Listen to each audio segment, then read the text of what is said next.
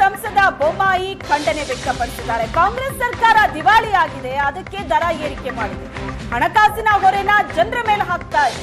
Metro MD ಇರೋದು ರಾಜ್ಯದವರು, ಕೇಂದ್ರದವರಲ್ಲ. CM ದರ ಇಳಿಸೋದಕ್ಕೆ ಸೂಚನೆ ಕೊಟ್ಟಿದ್ದೇ ಇದಕ್ಕೆ ಸಾಕ್ಷಿ. ಕೆಎಸ್ಆರ್ಟಿಸಿ ಹಾಲಿನ ದರ, ಕರೆಂಟ್ ಬಿಲ್ ಎಲ್ಲವೂ ಕೂಡ ಏರಿಕೆ ಆಗಿದೆ. ಹುಬ್ಬಳ್ಳಿಯಲ್ಲಿ ಬಸವರಾಜ ಬೊಮ್ಮಾಯಿ ಆಕ್ರೋಶವನ್ನ ವ್ಯಕ್ತಪಡಿಸಿದರು. ಮೆಟ್ರೋ ದರ ಏರಿಕೆ ಭಾಳ ಸ್ಪಷ್ಟವಾಗಿದೆ. ದರ ನಿಗದಿ ಮಾಡುವಂಥ ಒಂದು ಸಮಿತಿ ಇದೆ, ಫೇರ್ ಫಿಕ್ಸೇಷನ್ದು. ಅದು ರಾಜ್ಯದಲ್ಲಿದೆ, ರಾಜ್ಯ ಅಧಿಕಾರಿಗಳಿದ್ದಾರೆ. ಮೆಟ್ರೋದು MD ಇರೋದು ರಾಜ್ಯ IAS ಅಧಿಕಾರಿಗಳು, ಕೇಂದ್ರದವ್ರು ಯಾರು ಇರೋದಿಲ್ಲ.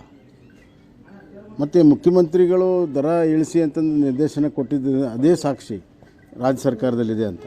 ಈ ಸರ್ಕಾರ ದಿವಾಳಿ ಆಗಿದೆ, ಅದಕ್ಕಾಗಿ ಎಲ್ಲ ದರಗಳನ್ನು ಏರಿಸ್ತಾ ಇದೆ. ಯಾವ ಸಂಸ್ಥೆಯನ್ನು ಕೂಡ ನಡೆಸೋಕ್ಕೆ ಸಾಧ್ಯ ಆಗ್ತಾ ಇಲ್ಲ. KSRTC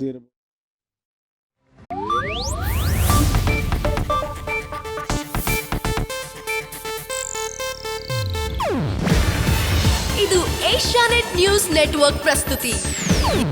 ನೀವು ನೋಡ್ತಿದ್ದೀರಾ ಏಷ್ಯಾನೆಟ್ ಸುವರ್ಣ ನ್ಯೂಸ್.